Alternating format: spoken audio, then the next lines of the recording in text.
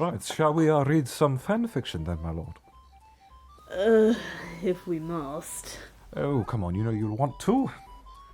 Not particularly, but I'll do it if it's here.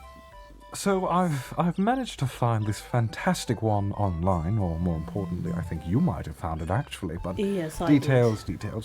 It's called The Saxophone fic. Now, I have no idea who wrote this, but thank you very much, and we're about to read it for you.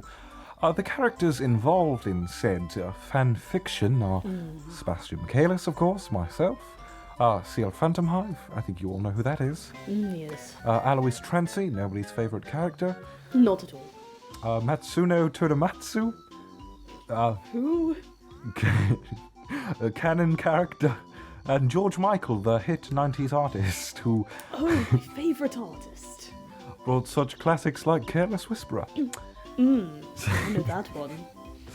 As you can see, it's not PG-13, so if there are any young'uns, I suggest taking your corsets off and going elsewhere. Sebastian and CL come across a certain sexy hotel and decide to have some fun with a certain wind instrument. What does that even mean? Have you never gone to a hotel and thought, wow, this is sexy? I've No? never gone to a hotel and thought, wow, a sexy wind instrument. Hey, I don't judge, you know. I mean, what? Let's just get into it. I don't Yes, of want course. to think about it anymore. It was late in the afternoon when Sebastian and CL walked into the lobby of the mildly run-down-looking hotel. As soon as they walked in through the polished glass double doors, they were hit with the strong smell of cheap vanilla-scented candles and sweat, a mixture I've heard goes very well together. Well, they had to point out that it was cheap. Why would we ever be in a hotel with cheap candles? Exactly. This is already just very hard to This is believe. wrong. Just keep going. Keep going. Above the front desk was a golden plaque that read, "No kink shaming allowed." Your turn. My turn. Uh, Sebastian. CL asked, looking around at various features of the lobby. He made eye contact with a man sitting in the corner playing a saxophone, who then winked at him as he blew into the shiny metal tube. What is this place? I am wondering the same thing. The only hotel I could find on such short notice, my lord. Sebastian answered monotonously. Monotonously? Sebastian answered Sebastian answered monotonously. Blah, blah, blah. Sebastian answered Monotonously. Sebastian. Yes, monotonous. No, not monotonous. Like Hippopotamus. Fuck. No, I can't talk. Monotonously. Fuck this word. Monotonously, Sebastian. Monotonously. No, monotonously. Monotonously. You're putting an extra M in. Monotonously. Monotonously. No M. Monotonously. Monotonously. There you go. Monotonously. There you got it. Sebastian answered monotonously. Seemingly not affected by the strange, sensual surrounding, they continued to walk up to the front desk where a woman in a frilly, tight-fitting sailor outfit sat. Ooh, how? What? Staring at them intensely through her thick eyelashes. I thought that said eyebrows. The thick eyebrows. It's like Tarzan on the front, Yes. while licking her lips. Oh, who's the sexy I'm lady? I'm not a sexy lady. Okay, well, I suppose I might Yes, Sebastian, you must be the sexy lady. be. Hello, good looking. Oh God. It's Grell in disguise. Oh. She said with a smirk. You've got a room booked. God. Yes, under Phantom Hive, Sebastian replied. He noticed that the woman was wearing a name tag that read, "Sexy, slim, thick, big tits, sailor tits." Is that her name? It's, That is an awful name. it rolls off the tongues, they say. It does not really roll off the top, but alright. Is she thick and have big tits? I do not know. She thick. What if it's an ironic name and they say that because she's flat? Sexy, slim, thick, big tits, sailor tits. It sounds What? like an unfinished porno title. I don't want to hear that from you. Just keep reading. God. She looked through the computer in front of her for a moment and then paused. She reached underneath the desk and a look suddenly came over her face like she was violently coming. What? Coming? I think they spelled coming. Where wrong. is she coming from? She was, Where was she coming from? Where was she going?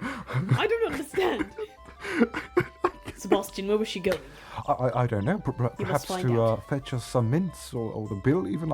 Since she works at the front of the... Yes, of course. That's... Right. After a second, the orgasm face disappeared. What? It's a euphemism, probably. Orgasm. Okay. And she pulled out a plastic card, then proceeding to place it in between her boobs. Why? It's just completely unnecessary. Here's your room key, darlings. Why was that necessary? Couldn't she just hand it to us? I feel like we should just go and have a 24-hour session at McDonald's at this rate. Honestly. Sebastian hesitated. I just imagine Sebastian being like, ew.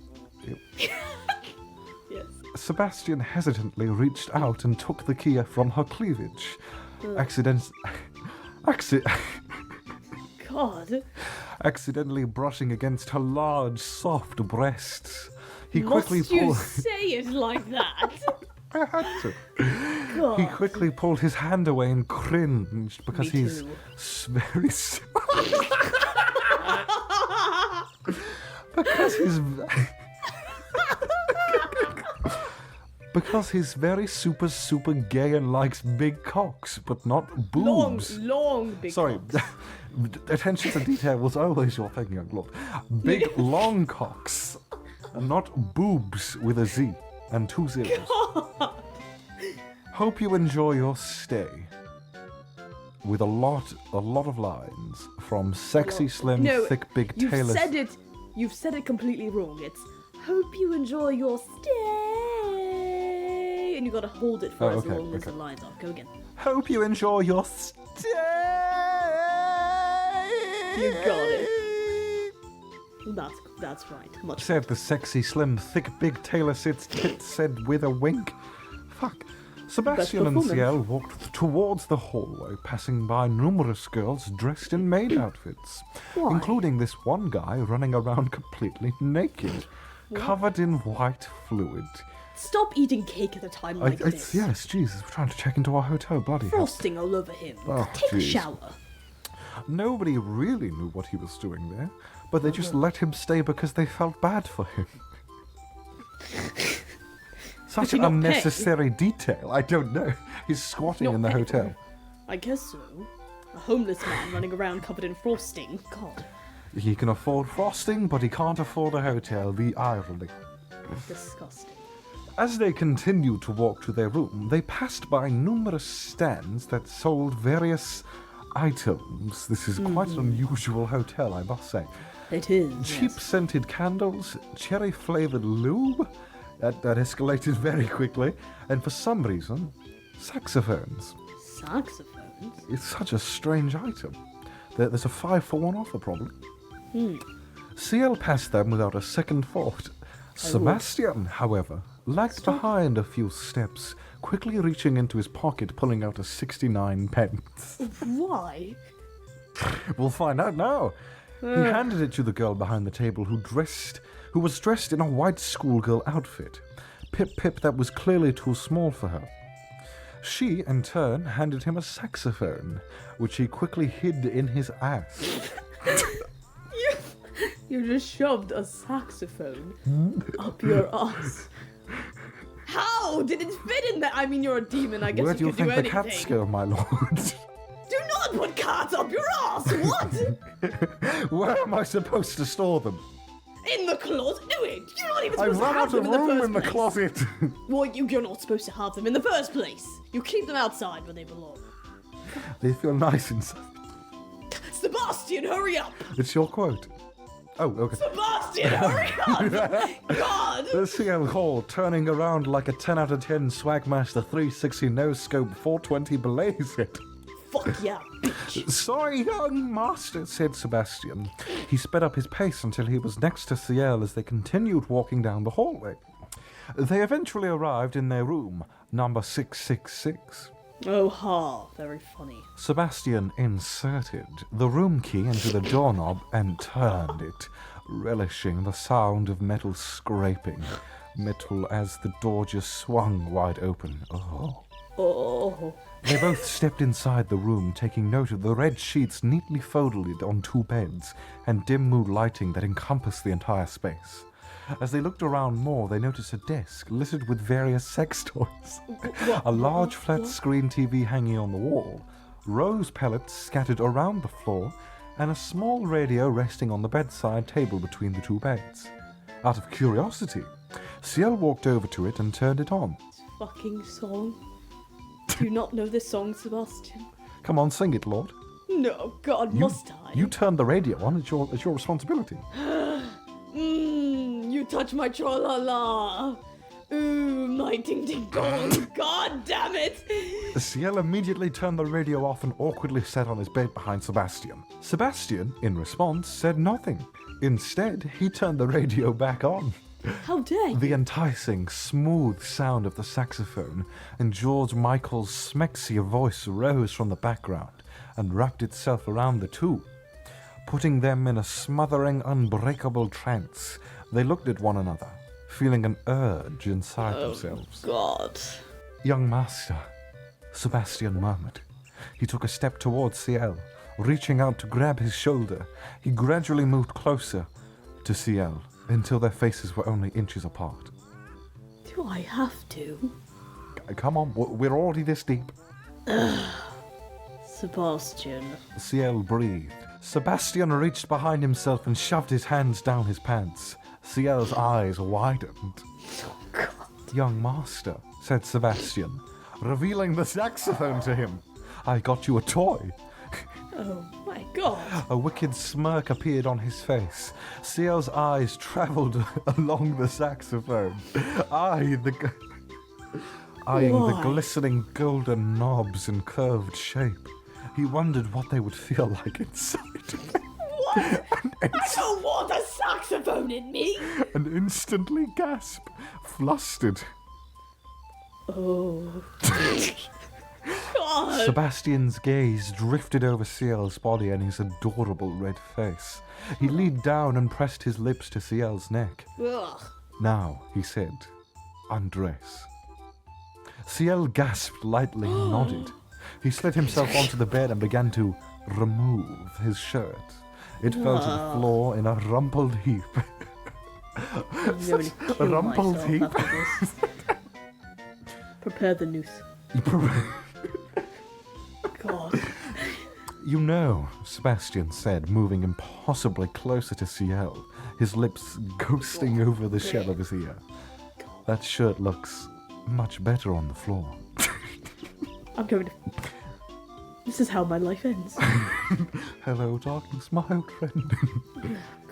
Sebastian helped Ciel remove the rest of his clothes before pushing him against the wall, still holding the saxophone. Ooh. Do you want this inside of you, Sebastian? No, I don't. With a slight purr to his voice. God damn. Ciel opened his mouth to reply when suddenly they heard the door. Hey, boys! Who the fuck? A guy dressed in a Play Bunny costume was leaning against the doorframe, holding a tray of glasses filled with red wine. He had brown bowl-cut hair, and his mouth was somehow in the shape of a sideways 3. You want anything? Tonomatsu! Oh god, this is you. That's Alois? Why is Alois here? Oh, so I have to Yes. Alois. Tonomatsu! That's my Alois voice. Great. Alois had appeared in the window looking infuriated. You're in the wrong fanfic, you dipshit. Go home. He then did a double backflip out the window and disappeared. Good fucking bye, Transy. Who's doing Tonomatsu? That was you. Keep going. Oh, it was? Oh, he was pretty slim thick. I'm gonna go stalk him.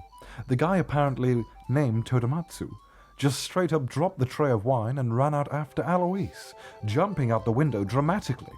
The glasses fell to the floor and shattered, wine going everywhere and staining the carpet. But did either Sebastian or Ciel even give a shit at this point?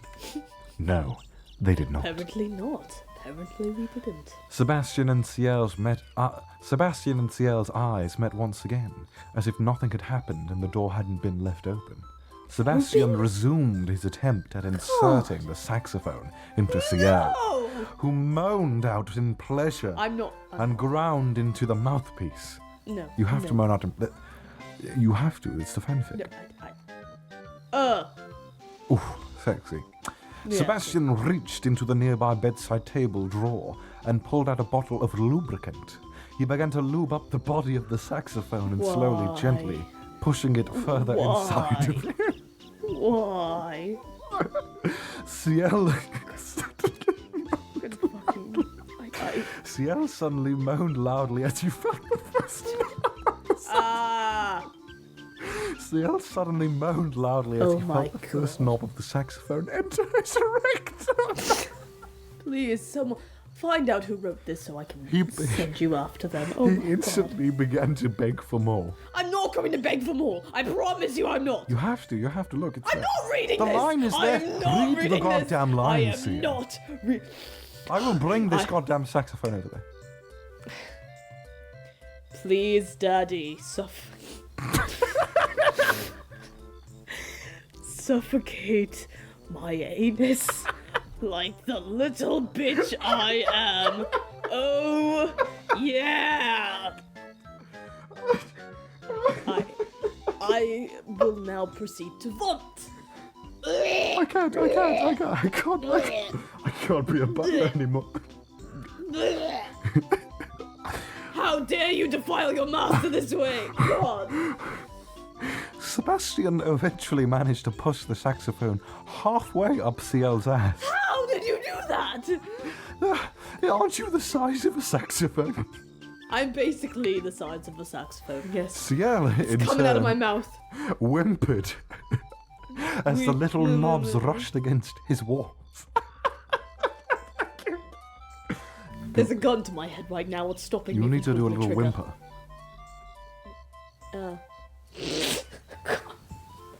He moaned pitifully as the instrument ravished his insides, stretching his intestines. Fuck! Oh my god. Stretching his intestines and making him writhe in pleasurable, fiery, unbearable, severe, life-threatening pain.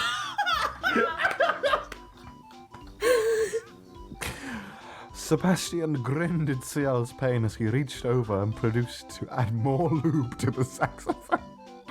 Then, out of curiosity, he touched a lube-covered finger to his tongue. Pina colada! Why? Do you like pina colada? No, I don't like this. He continued to push the saxophone into his young bitch, and the and the maids who were watching outside the room wondered how this was even possible. Yes. I am wondering too. Yes, the door was still open. Thanks, Totty. Ciel let out another loud moan as he could feel the saxophone literally rising in his chest. Soon enough, he could feel the mouthpiece in his throat, and for a moment he felt as though he was choking, and murmured, No. and murmured, No. and murmured, Fucking. Oh yeah, Daddy. Choke me. I'm not saying this. You're so close, I'm come on. not saying this. You're so close. Like the little bitch I am. Continue! The mouthpiece emerged from his throat out of his mouth. Sebastian stopped, inserting the saxophone. It was time. It was time.